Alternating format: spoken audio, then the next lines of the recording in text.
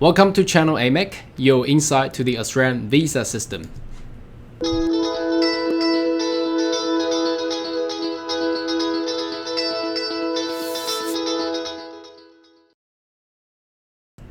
Good day, everyone. My name is Carl Young, your migration agent here to assist you to actually know the inside of the whole Australian visa system. Now, as per request, and a lot of viewers and friends had emailed me, left me a comment, wanting to know more about how one person through general skill migration and to be nominated by a different state. Now, as you know, over the past years, there has been a lot of changes come up with the Australian visa system for independent skill migrations. So every state does have their own differences. Now today I will take more time to take you through every single state and give you a general glimpse of what each state actually offer and how you could actually meet the requirement. So let's start.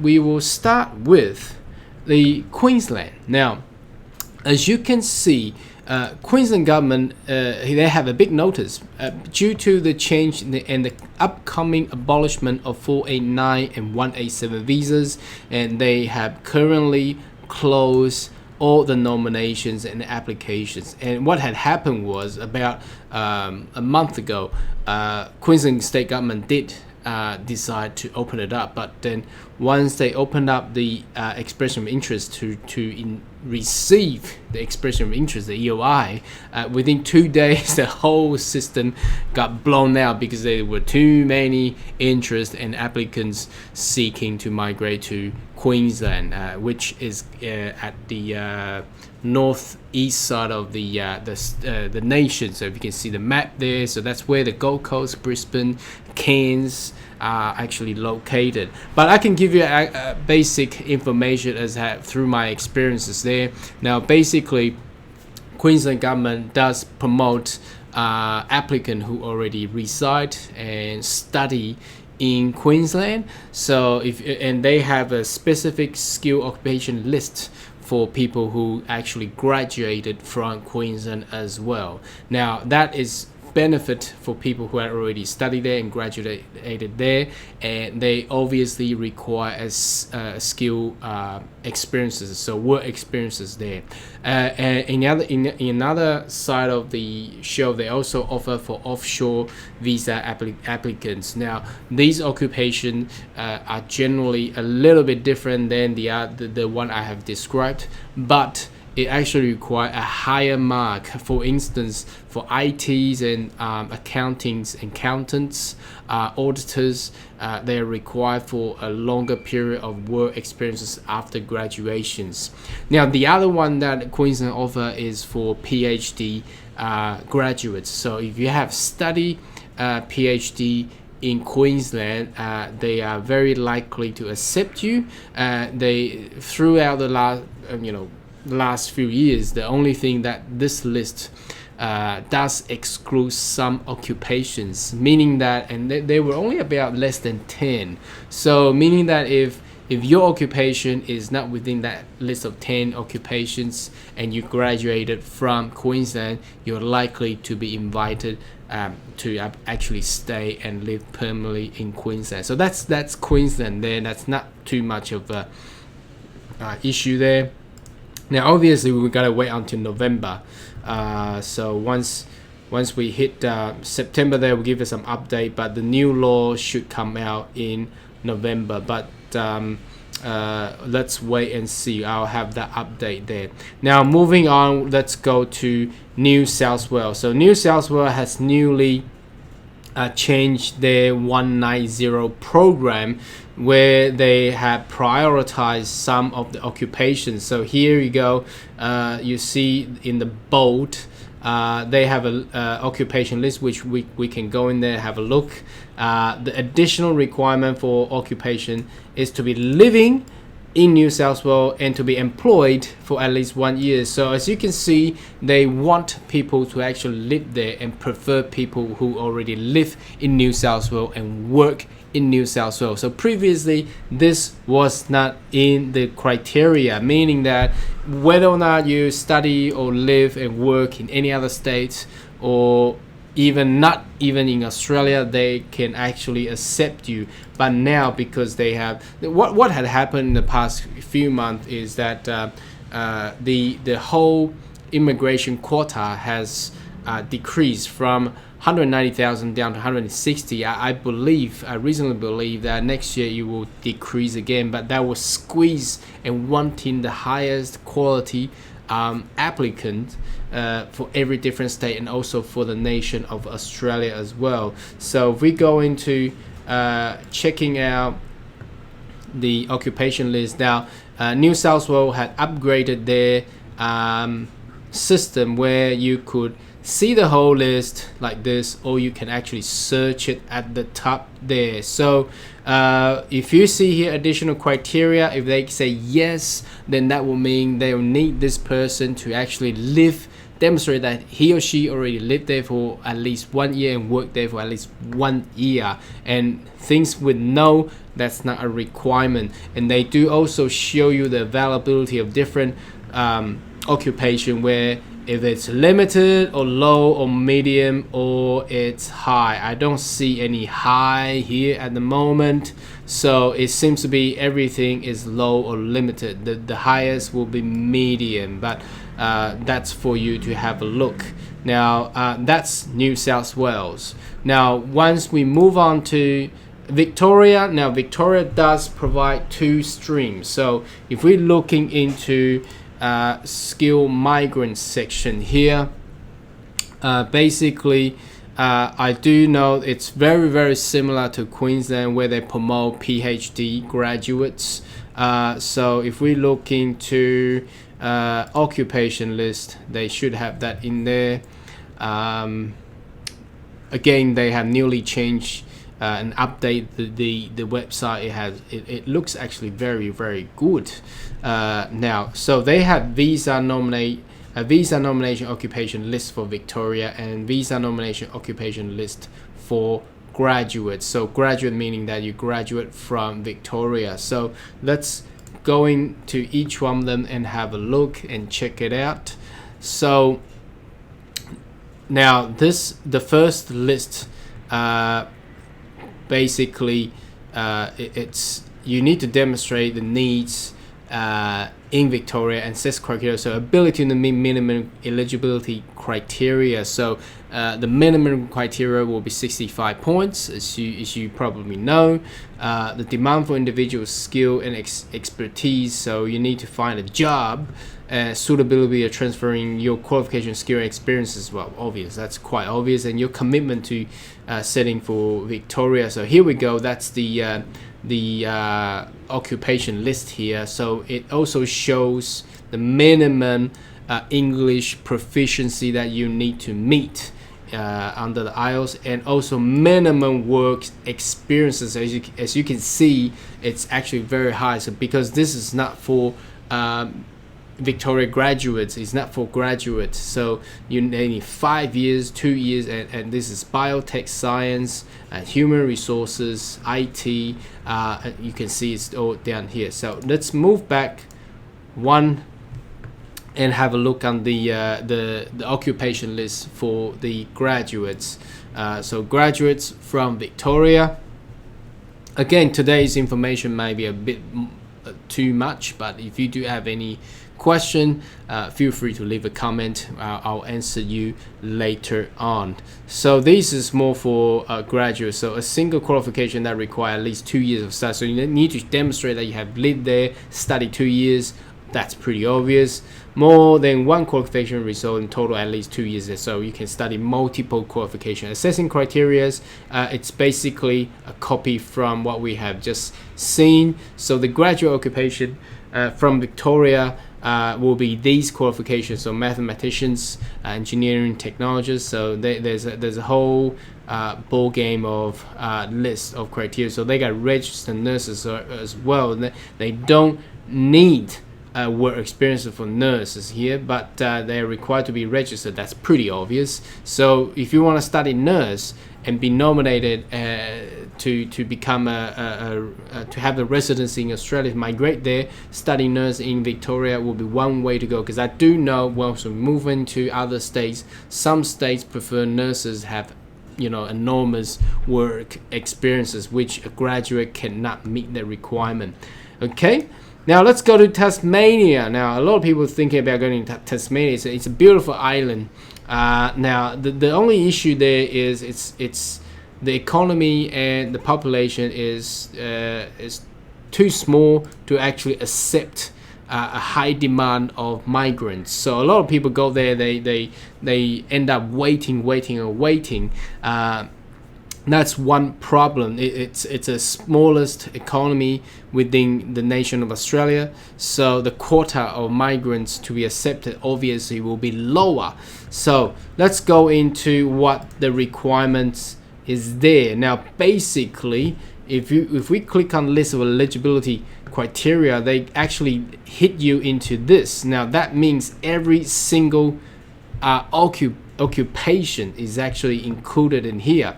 So let me move back to here. That means Tasmania actually accept every single occupation that you can find.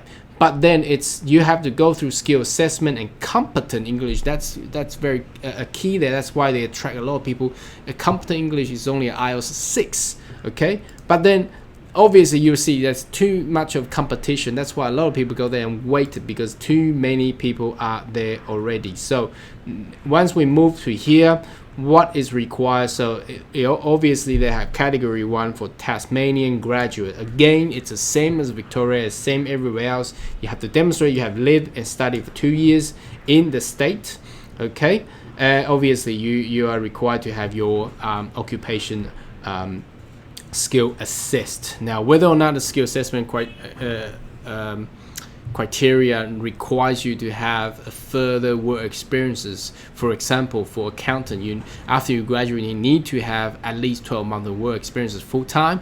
Then you will get that full skills as well. So remember, you need to get full skill assessment, not just a partial or prior or a provisional. Okay, now category 2, you're already working in Tasmania. So a lot of people, they may hold a graduate temporary working visa or post-study work visa, and then they relocate themselves to Tasmania and work there. So as long as you work there for 6 months immediate prior to the application, employment must be a well-established business that's quite nice and actively operating, and the employment needs to be nominated occupation. You have been working there for full time, blah blah blah. You will be able to meet category 2. So there's 2 streams. Now the third stream is that if you're overseas, you get a job offer from Tasmania, but you need to demonstrate the employer needs to demonstrate that the work that they've been offered you can be genuinely work for the next 12 months or so. Then you will get invitation as well. So as you can see, Tasmania is a smaller state. They actually offer you a very good and lucrative and very, very attractive way to actually migrate. But again, it's a smaller economy. The number of invitation totally per annum is actually gonna be less than New South Wales, Queensland, and Victoria. So you gotta bear in that in your mind as well. Now let's move to ACT. Now ACT is a very interesting territory because it's the capital of Australia. Now they do have their own matrix. What does that mean?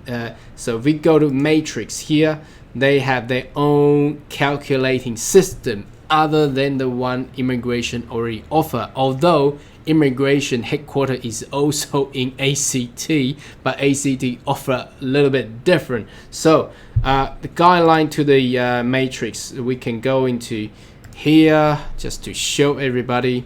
It's actually quite complicated and take a time consume. So let me just magnify that, and we can go to the matrix down here. Now, as you can see, now Canberra does offer two types of occupation lists. One is open and one is closed. What does that mean? So open means they are more preferred.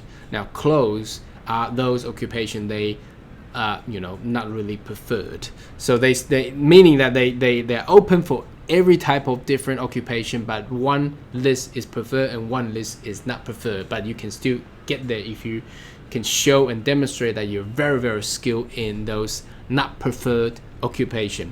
Anyhow, detail, you can leave a comment if you do have any query. So the Canberra matrix, very, very complicated. Now they do give you points. Now bear in mind, Canberra's point is the most recent invitation point is about 130 points to about 70 points. So you need to calculate all that together to actually meet those requirements. Now Canberra favors for people who already live and resides in ACT. Now the longer you reside, so you reside there 5 years, meaning that they want you to go there probably since you were high school. Or if you just go into bachelor, they want you to do a further study for master, so you get that 5 points. So if you get 5 years, you get extra points. And they favors again English proficiency as all the other states. Okay, and they also giving out points if your spouse or partner do meet proficient or superior English. Okay, and they also favor for open. Remember, I have taken you through the differences between the two lists for ACT. They favors the list in the open occupation list. Okay, so extra 20 points, and they also favors people who had worked there, and also they favors people who work in the open list as well. So that's very important if you're picked to go and study in ACT. Obviously there's only there's only 2 universities you can pick in ACT, and it's not easy to be accepted there, as I know. For example, the Australian National University, the placement's full all the time. And then they also favor that you work in the open, your spouse or your partner worked at the open list as well, and they favors the highest degree that you achieve. Now there is also very interesting things that this part I want to mention. They favor someone who actually live and invest and have assets in Canberra. That's very, very interesting. So if you have a minimum of 250,000 cash invested in ACT properties, they give you 5 points. And if you buy a business, they give you another 5 points. And if you have a 200,000 at least third-party investment in a startup ACT business, they give you another 5 points. So very interesting stuff. And finally, also they favors one who had family or close family members already in Canberra or ACT as well. So that's how Canberra's system work. Now moving on, let's go to South Australia. Now South Australia does have the same feeling as what ACT offer. So if you have lived there long enough, that's i.e. 5 years plus, and you have studied and lived there, they favors you. Okay, in the list of state nominated occupation for South Australia, they do provide a list all down here, predominantly favorable for agricultural sectors. Now they also have a supplementary skill list. So if you see a link here, once we click that there, it actually promotes people who had studied and graduate from South Australia, and they work in South Australia, have family member there, and have high points. What does that high point mean? High point generally, let's just click on it and go in there. I believe will be above 75 EOI point. No, they changed it. Okay, since July 26, if you have 85, including nominated, that's correct. So if you have 75 and you got nominated by the state, you probably hit there already. So that's what they call high point. Now that's actually very, very hard. So and they spells it out here. So if you got 10 points, and you will reach to 85 points. So they actually want people who are already live in South Australia, Adelaide, and also study there. And they also promote people who had long-term living and reside in South Australia already. Now today I've just got another news that South Australia has announced that it's once out of decades, or probably 20 or 2 or 3 decades, they have now population growth in positive. So South Australia has actually offered a lot of different way to actually migrate, and because it's a regional state and a city, you get a further 12-month PSW visa. That's a graduate temporary working visa there. So a lot of people actually moving and relocate and choose to study in South Australia. Now the reason why is South Australia does offer a very good education there, and they have multiple universities. They got University of Adelaide, and they got University of South Australia, and also the other university over there. And I think there's a lot more other institutions is gonna bundled up and be in South Australia as well. So it's a very good place to be. Now moving on north, let's go to Northern Territory. Now Northern Territory does offer almost any occupation. So you can see that's why they listed out the occupation by alphabet, A to F, G to O, P to Z. Now obviously the occupation has to be within ANZ code between level 1 to 3. And the general requirement, as you can see here, if you're offshore, of course you can do that. If you're international graduates, you need to show that you have lived and worked in Northern Territory. So it's quite simple. It doesn't spells out too much of the stuff. And see here, you can show that you have good employment prospects. Statement describe your skill and experience. Evidence of occupation be advertised by the employer. Feedback of the employer. Offer of a job employment. So the most important thing for Northern Territory to actually invite and nominate you is you get an offer or employment letter from a Northern Territory employer and within your occupation. So if we click in the occupation list, obviously accountant, there's even aeroplane pilots. I don't know what type of employer who actually wanted to offer you that kind of job in Northern Territory. Farmers, agricultural, and then we go to G to O. You can see all that, so all the ICT. Now the only, as I see, the most important thing to get a Northern Territory nomination is actually to get the job offer, and they only require minimum IELTS of 6, so it's pretty easy. Now again, it's a relatively small economy, so the problem there will always be to get a job offer, because the numbers of employer up there is much less than obviously in any other cities around the nation of Australia. Lastly, let's move into Western Australia. Now Western Australia is actually not too bad, but they do not provide a very lucrative and attractive way. So they got a general stream and they got a graduate stream, so basically very similar to Victoria, and people will then think about, then why would I pick Western Australia? Well, good point, but some people, if you really do like Perth, that's the place to go. So they have this table here, pretty easy to review. So you need to meet the department's requirement, of course, yes, both of them. Nomination occupation available in Western Australia skill occupation list. General stream is yes, graduate stream is no, meaning that graduate stream, whatever you study in Western Australia, you can go in this way. Okay, a nominated occupation available in graduate occupation, this is no and this is yeah. I don't know why they do this, because it's already up there saying that. Okay, minimum English requirement. Now what is the minimum? That's IELTS 7.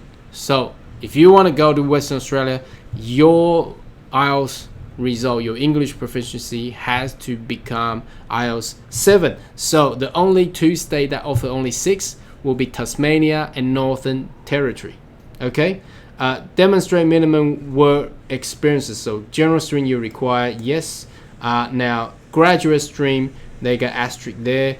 We can review down here. So higher degree refer to bachelor, blah blah blah, and the master degree is, well, that's pretty. I don't know why they say that. So if you study to masters and doctoral, PhD, you don't need to show work experiences, but bachelor you need to show. That's as simple as that. Do you need a contract employment? Both of yes. So they need you to meet IELTS 7 and they need you to meet work experiences as well. Demonstrate minimum requirement Western Australian study. Now general stream no and graduate stream yes. Well, that's pretty, pretty spells out easily. Demonstrate sufficient settlement fund. Of course, if you want to migrate, you need to demonstrate the fund to be migrated. So that's basically covers all the states and territory of Australia, that how each different state and territory will nominate you with all their different criteria. Now today's video is a bit long. Obviously, if you're interested in particular state, you can also always rewind and go back and check it out. And you're also welcome to leave a comment and I can answer you back. Now, if you do like our video, I would like to invite you to consider subscribe to our YouTube channel and also the bell on the side if you want a ticket. Once we have newly updated information, you'll be the first one getting all these Australia visa insights. Thank you for watching. Goodbye.